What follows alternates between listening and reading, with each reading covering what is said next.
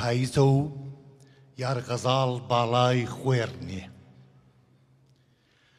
دەزانم تەمومەش سەر ڕوومەتی گرتوون، هەناسە و هەستان تاساوە لە سای کۆچی دوایی مامشکۆر.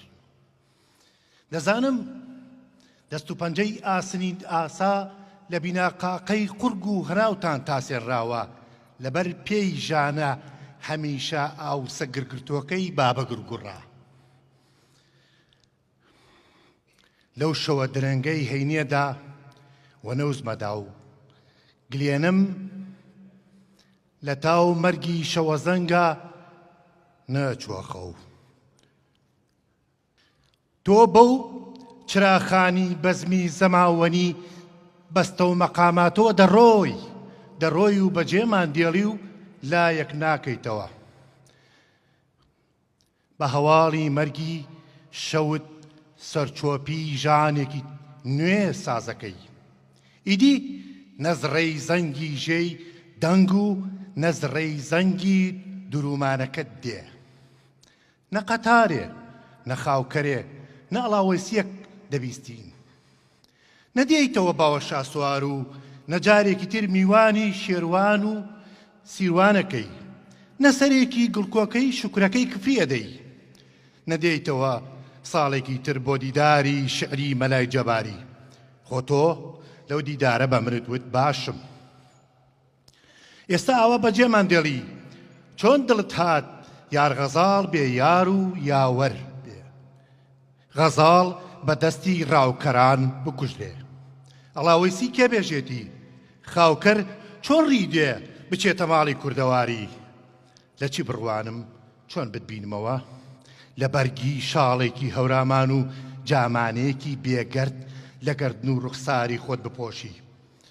تۆ چرابووی بۆ ماڵی کوردەواریم، چۆن چوویتە سەر ڕەگەزی مۆم و لۆکسی ماڵی کوردانت کوژانەوە.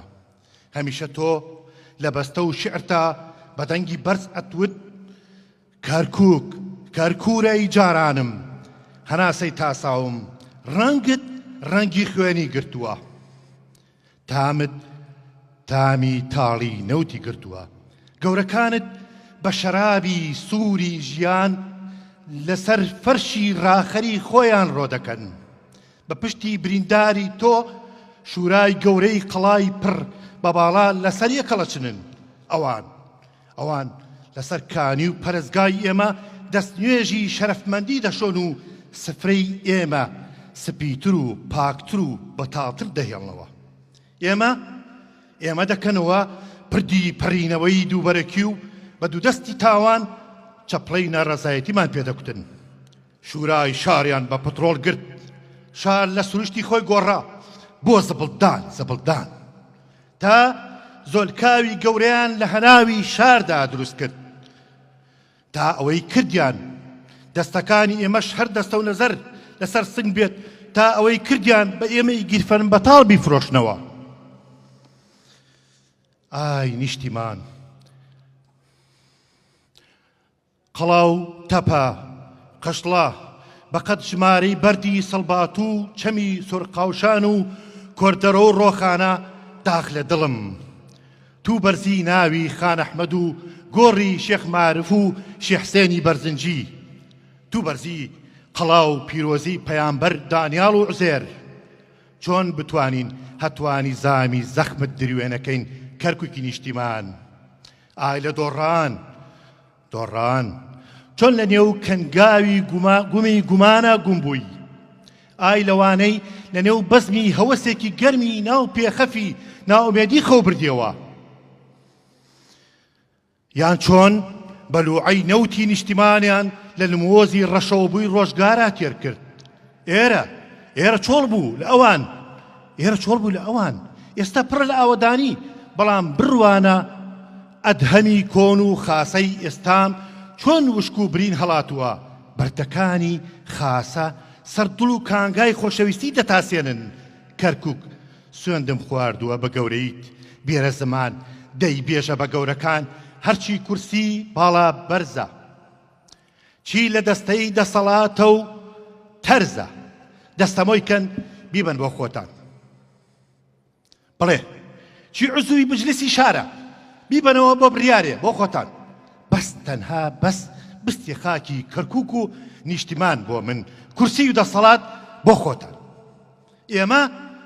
ئێمە لە هۆزی سەبووری سەبرین ئێمە تەوێڵی تاوگرتووی بەر هەتاوتانمان ماچە کرد ئێوە بە هەناسە و هەنسک و فرمێسکی دایکی کوردەواریمان بەگومانن لە ئاشتیمان بەگومانن لە بڕیار و تەنەلەت لە برینی مێژووی زامی زەختی دەستی ئێو خۆتان هیچ هاوارێک نەگەیشتە ئاسمان و ڕێسمان ئادەی حوتەوانەکەی مابشکور پەنجەکانتان یەک نەشکێنن ئەنگوستیلەیەکی یادگار دایکتانە و لە گوڵدانێکی بابتانە دەستە سەرسنگ بیپارێزن تەکیەی تاڵەبان ڕۆخانە وا تەرمێکی گەورە و گران لە ناومانە میوانە و دێو دەچێ هەستە سەر پێ بۆ کۆتەڵێ عەلیمەردان هۆزی ئاوازی بەستە و مەقامات بانکەن لەو دنیاە کۆتەڵ سازکەن ئێستا نەزڕەی زەنگی ژێی دەنگ و نەزڕەی زەنگی درومانەکەی دێ بە هیوام